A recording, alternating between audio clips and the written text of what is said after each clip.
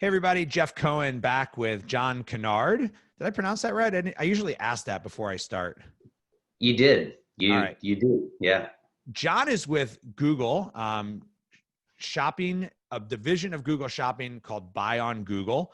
And John has spoken at some of our past Resonate events. And I wanted to bring John on to kind of catch up on this idea of expanding marketplaces, right? So a lot of people started with like Amazon as their single marketplace, their single venue.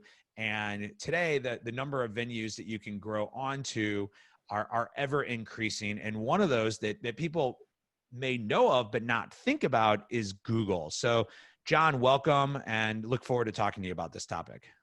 Jeff, great to see you. Thanks for having me on again.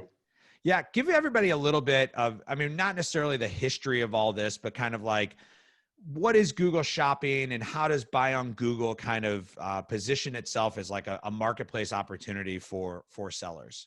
Yeah, it's a great question, and I will try not to be too convoluted, but Google Shopping as a platform is undergoing quite a transformation. So it's something that started a few years ago, probably right around the time that we last had a Resonate, and I spoke at the event in Atlanta. It's what's changed with Google Shopping in particular is the previous business was really around this Google Express brand, if you will, and what that what that product was solving was the use case of I need a product in the next few hours and I need it locally, and really building off of the omni-channel physical locations to Right, deliver a product quickly. And this was sort of along the trend of when Amazon or others were moving from 2 day to same day, and right. The whole effectively world. jump the curve in terms of delivery times. What we've had a realization about is that a couple things on shopping. So we have one half of the business, which is our shopping ads business, which clicks out to a retail website. It's an exceptionally mature and vibrant way of driving demand. I think so many retailers sort of rely on that. But on the other side, Buy on Google, which is the area that I and a bunch of other people are focused on, is about driving transaction within the Google property. So if you're on search, if you're on images, if you're potentially looking at a YouTube unboxing, giving users a way to quickly and easily transact on the platform is a really powerful thing, and it's backed by the trust of Google in that transaction. So we're excited about it. It's still fairly nascent. Even 2 years in, we're still very much building. But ultimately, for the merchants, it's an amazing new channel that we think there's just so much intent, so much user demand, and it's about just getting great products in front of those users and giving them whatever path they want to transact. Right. So as a website owner, you used to have to create a feed, send it into the Google Shopping feed, and then Google Shopping would basically list you as like one of, so many people that you could buy the product from. And then the outbound traffic. This is now basically looking at Google and its properties as a marketplace, and essentially inserting product into the customer experience so that transactions can take place. And I think that's a huge opportunity for sellers. And what I like to push is like, this is not only a huge opportunity, this is a first mover advantage because it's still growing. Your number of merchants are still, are still, lower in numbers. Is there a certain type of merchant that is the ideal merchant? Could a seller with a single product catalog of a small number of SKUs take advantage of this, or is this only for big sellers?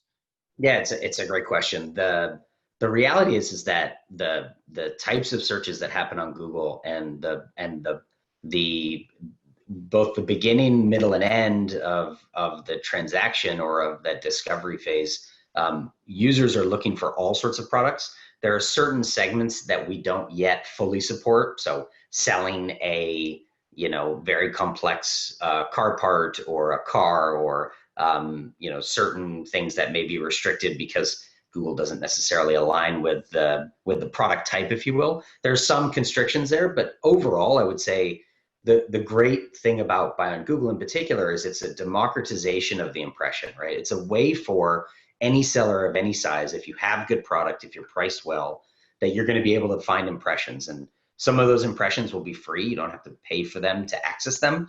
Some of those transactions will be free as well. So we moved Buy on Google to a no commission model. There are some small percentages that you have to pay to your payment service provider, but ultimately it's a very, very small transaction cost. And really it's about us getting all of the universe of products, right? At the end of the day, we serve the user. The user are the people who click on the site and then ultimately click out or buy directly from us.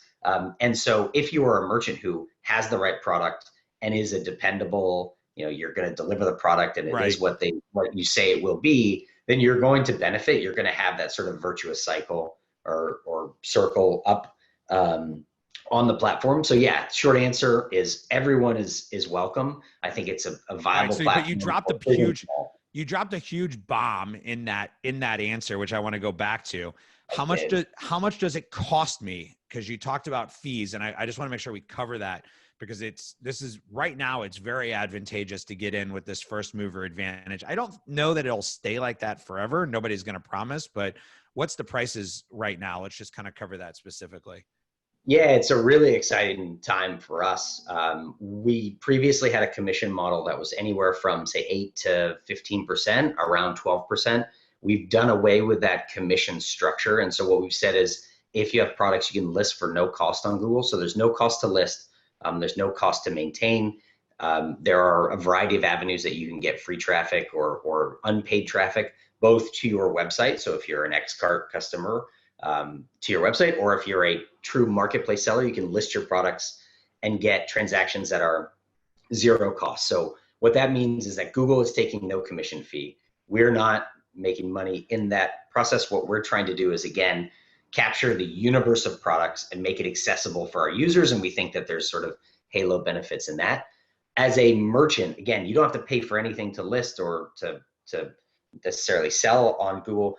The part that is a small fee is what we've done is we've decoupled the payment service provider. And this gets a little bit convoluted, but ultimately if you have PayPal, and obviously if you have many other sort of payment gateways, we'll be integrating with those as well. You pay that fee to that. So at PayPal, you're never going to get away from paying that fee. But your total landed cost is 3%, right? Whereas if you're on another platform, you may be paying 20, 30, 40%. Right, you're going to be paying the marketplace fee in addition to the other fees. So let me ask you this. I remember us talking about this offline in a previous conversation. And so if I'm incorrect, I guess I can go back and edit this. But I'm curious. I think you had mentioned at one point in time that if I have my products at FBA, I can use FBA to fulfill my orders for Google. Is that still correct? Yeah, that was a bit of a moving target for us. We didn't quite know how to play that. The current consensus is that yes, if you have your products in whatever warehouse you have and you can use multi-channel FBA and the product is getting to the customer within the boundaries of your commitment. Again, it's about setting expectations and meeting those expectations. So provided the product is getting there when you say it will, we're agnostic about where it's coming from. Okay. And I think that's a really big thing because we work with tens of thousands of sellers. And while many of them have their own websites, they're still using Amazon as the fulfillment channel. They haven't moved to a 3PL or they might have multi-channel fulfillment, right? And so as you're looking to grow your business and you look to go to multi-channel, you start to add these extra layers of complication to your business process. And this is for people that have been looking for, how do I expand my business into another marketplace? But I don't want to go through the full process of building this all out. Here's a great first step for you to check out. All right, so let's drop where do I go if I want to learn more? So merchants.google.com. Again, that's merchants.google.com. That's the front door to get in. And the point you made about the idea that you can sort of dip your toe in, again, come to the front door, start to list your products. What we're trying to do is we've spoken with hundreds and hundreds of sellers. It's a new area for us. Typically, if you didn't have a website, you're sort of blind to Google. Right.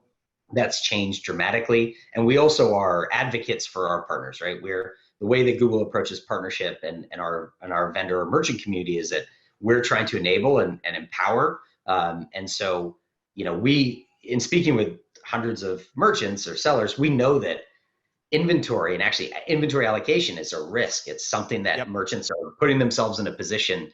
And so, if you can validate the platform first and do it through, your existing inventory in your existing Exactly. warehouse, it's going to be an easier way to sort of dip your toe in. And Right. Because again, in the long run, you could probably be more profitable not having Amazon fulfill this channel, but it's great that you can dip your toe into this. So merchants.google.com is a great way to collect more information. I'll also say John is on LinkedIn as well as myself, so you can reach out to either of us. If you want an introduction to John, reach out to me. I'd be happy to make an introduction.